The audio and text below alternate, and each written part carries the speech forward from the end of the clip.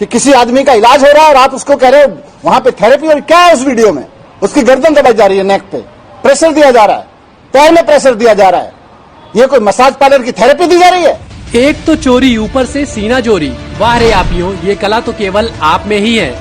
ये जो आप महिमा मंडन देख रहे हैं, ये ड्रामा तब का है जब सत्येंद्र जैन के मसाज की पोल खुली थी। तब दिल्ली के डिप्टी सीएम प्रेस कॉन्फ्रेंस कर रौब दिखा रहे थे और इसे मनोहर कहानी बता रहे थे। लेकिन वो कहते हैं ना, सच्चाई छिपती नहीं है। और सिसोदिया जिसको सत्येंद्र जैन का फिजियोथेरेपिस्ट बता रहे हैं, असल में वो पॉक्सो एक्ट में बंद रेपिस्ट है।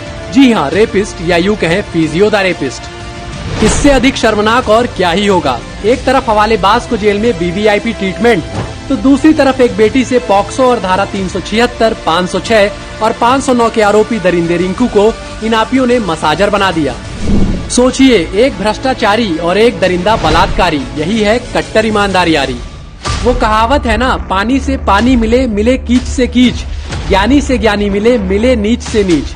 तो ऊपर जिस नीच की बात हो रही है वो यही दोनों हैं। एक हवाला का भ्रष्टाचारी तो दूसरा नाबालिग बेटी का बलात्कारी। केजरीवाल आए थे राजनीति बदलने, लेकिन बदल जेल को दिया। रेपिस्ट को फिजियोथेरेपिस्ट बना दिया और तिहाड़ को मसाज पार्लर। जी हाँ, बेशर्मी भी जिसे अपना गुरु मानती है वो है केजरीवाल। सोचिए, 5 महीने से जिसे बेल नहीं मिल रही, उसे मालिश का तेल मिल रहा है। लेकिन इतना सब कुछ हो जाने के बाद भी केजरीवाल सत्येंद्र जैन को बर्खास्त नहीं कर रहे। जानते हैं क्यों? क्योंकि फिर तिहाड़ की आड़ में वसूली कौन करेगा? तो बताइए केजरीवाल और सिसोदिया जी, अब प्रेस कॉन्फ्रेंस कर कौन सी नई स्क्रिप्ट जनता को सुनाएंगे? क्या कट्टर ईमानदारी का दावा कर इसे फिर से मनोहर कहानी करार देंगे? सत्येंद्र जैन जी किसी और देश में होते ना, उनको भारत रत्न दे देते। तो देखा आपने दिल्ली के IITN सीएम की निर्लजता, एक तिहाड़ी का महिमा मंडन कर कैसे उसको भारत रत्न देने की मांग कर रहे हैं। अन्ना के आदेशों का फायदा उठाकर राजनीति में आते समय केजरीवाल ने कहा था कि मैं इस देश की राजनीति बदल दूंगा, तो लीजिए उन्होंने करके भी दिखा दिया। दिल्ली को लंदन नहीं बल्कि तिहाड़ को थाईलैंड बना दिया। रेपिस्टों को फिजियोथेरेपिस्ट, भ्रष्टाचारी को कट्टर ईमानदार बना दिया। जी हाँ, तिहाड़ में चल रहे सत्येंद्र जैन के शाही ठाठ पर एक बार फिर बड़ा खुलासा हुआ है। कभी मसाज तो कभी शाही खाने का स्वाद। उसके बाद मंत्री जी का जेल में दरबार। तिहाड़ में सत्येंद्र जैन की वीवीआईपी ट्रीटमेंट की फाइनल रिपोर्ट में जांच कमेटी ने बताया है कि कैसे रसूख के चलते सरकारी संरक्षण में जेल के अंदर सजा नहीं मजा काट रहे हैं सत्येंद्र जैन। आपको जानकर हैरानी होगी, तिहाड़ के नियमों को ताक पर रखकर पद का दुरुपयोग कर वीवीआईपी ट्रीटमेंट दिया गया। 5 कैदियों को डरा धमका कर सत्येंद्र जैन की सेवा में लगाया गया। नियमों को ताक पर रखकर दूसरे कैदियों के जेल कार्ड से सत्येंद्र जैन के लिए सामान खरीदा गया। जेल मेन्यू के विपरीत जाकर परिवार के लोगों और दूसरे कैदियों से घंटों मुलाकात। इतना ही नहीं, इनकी पत्नी जेल के उस एरिया में मिली जहां आमतौर पर किसी को मिलने की इजाजत नहीं होती। आपको जानकर हैरानी होगी, दिल्ली सरकार के दबाव में तिहाड़ के अधिकारियों ने सत्येंद्र जैन को ये सारी सुविधाएं उपलब्ध कराई थी। केजरीवाल सरकार के मंत्री सत्येंद्र जैन यूँ तो सिर्फ कहने के लिए जेल में है, वरना जो ऐशो आराम की सुविधा उनको जेल में मिल रही है वो शायद किसी आम आदमी को जेल के बाहर भी नसीब नहीं होगी। तो बताइए केजरीवाल जी, क्या आप सत्येंद्र जैन को भारत रत्न देंगे या फिर कोई नया विक्टिम कार्ड देंगे? आखिर सत्येंद्र जैन के पास आपका कौन सा राज है जो उनको आप बर्खास्त करने से डर रहे हैं?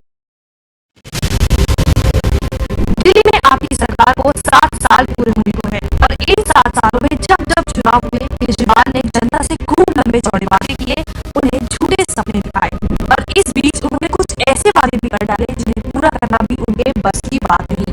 तो चलिए आपको कुछ ऐसे ही वादे याद दिलाते हैं। जन लोकपाल बिल, ये वो वादा था जिसके दम पर केजरीवाल जी ने जनता से वोट हासिल किया और सीएम बनने और कुर्सी मिलते ही इस बिल को ऐसे बुला बैठे जैसे आजकल वो दिल्ली की जनता को भूल रहे हैं। मेरे लिए लोकपाल बिल बहुत जरूरी है, मेरे लिए स्वराज बहुत जरूरी है। लोकपाल बिल के लिए 100 मुख्यमंत्री की कुर्सियां कुर्बान। जनता फंड, दिल्ली के इलाकों को 100 फंड लंदन बनाने के लिए केजरीवाल ने 2015 में कहा था कि वो MLA फंड बंद करके जनता फंड शुरू करेंगे, लेकिन 7 साल बीत गए हैं और आज तक ऐसा कोई फंड नहीं मिला है।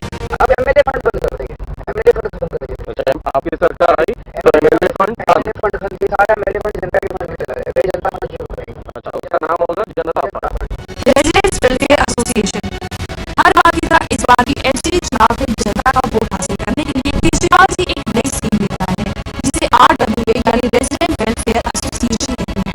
आम आदमी पार्टी MCD में सरकार बनाने के बाद एक स्कीम लॉन्च करेगी जिसका नाम होगा जनता चलाएगी MCD।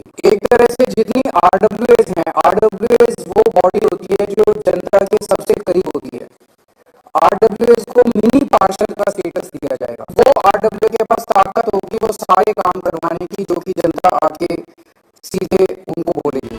अब सवाल ये है कि केजरीवाल जी ने अब तक अपने 7 साल पुराने वादे को पूरा नहीं किया तो आगे क्या करेंगे? ऐसे में आखिर किस मुंह से वो जनता से वोट मांग रहे हैं और एमसीडी चुनाव जीतने के सपने देख रहे हैं? क्या दिल्ली को हर तरह से बर्बाद करके भी केजरीवाल को चैन नहीं मिला कि अब वो एमसीडी पर अपनी गंदी नजर डाल रहे हैं?